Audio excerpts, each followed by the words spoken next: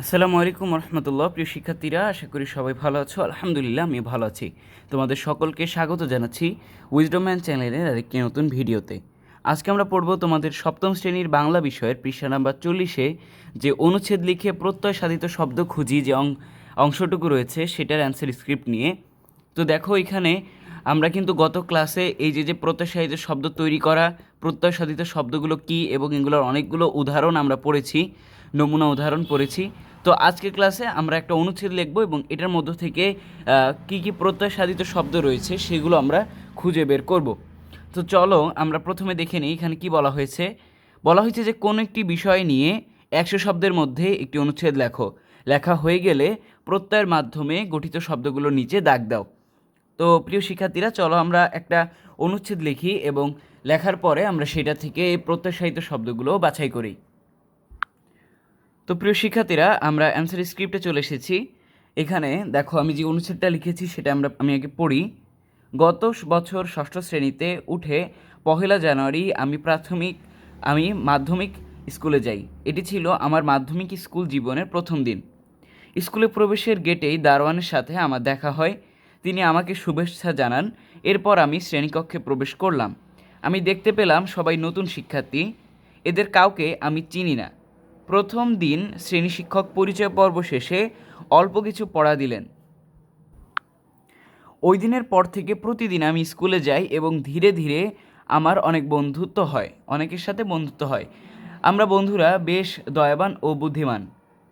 আমাদের স্কুলের মধ্যে রয়েছে একটি বড় বেলি ফুলের গাছ, যার সৌন্দর্য ও গন্ধ আমাকে মাতাল করে তোলে। এখন আমি সপ্তম শ্রেণীতে পড়ি। ফেলে আসা একটি বছর আমার স্মৃতিতে মধুর সময় হিসেবে জমা রয়েছে। আমি আমার স্কুলকে অনেক ভালোবাসি। তো এই হলো তোমাদের অনুচ্ছেদটা। তো এই থেকে আমরা এখন প্রত্যয়সাধিত শব্দগুলো খুঁজে বের করব। তো প্রিয় শিক্ষার্থীরা, আমরা প্রথম ওয়ার্ডটা পেয়েছি দারোয়ানের। এরপরে আমরা আরও একটা পাবো, সেটা হলো এরপরে রয়েছে ওই দিনের, তারপর অনেকের, বন্ধুত্ব, বন্ধুরা, দয়াবান, বুদ্ধিমান। ঠিক আছে? তো এগুলো হলো এই অংশের প্রত্যয় সাধিত শব্দ। এর পরের অংশে আমরা দেখি কী কী প্রত্যয় সাধিত শব্দ রয়েছে। তো এরপরে রয়েছে হলো স্কুলের, তারপরে সৌন্দর্য, আমাকে মাতাল, আমাকে। ঠিক আছে? এরপরে হলো ফেলে আসা একটি স্মৃতিতে, মধুর। তো এই যে স্কুলকে এখানে একসাথে হবে, আমি আমার স্কুলকে অনেক ভালোবাসি। তো এইখানে আর একটা পাওয়া গেল। তো এইগুলো ছিল এই যে অনুচ্ছেদটা আমি লিখলাম। তো এই অনুচ্ছেদের ভিতরকার যে প্রত্যয় সাধিত শব্দগুলো রয়েছে সেগুলো।